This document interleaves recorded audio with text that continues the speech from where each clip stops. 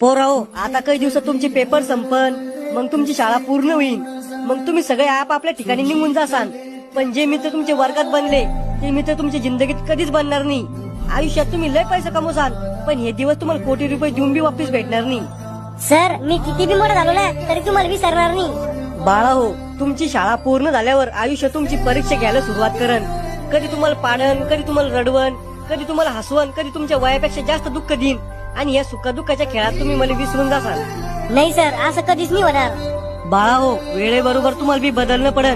पण आयुष्यात कधी शाळेतला मित्र दिसला ना तर त्याला भेटा, त्याला बोला. कारण हे आयुष्य कधी संपन कोणाला माहित नाही.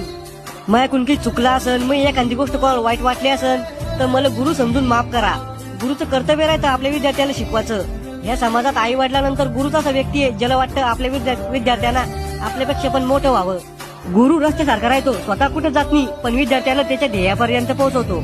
माझ्याकडून काही चुकला असेल तर मला माफ करा आणि तुमच्या येणाऱ्या भविष्यासाठी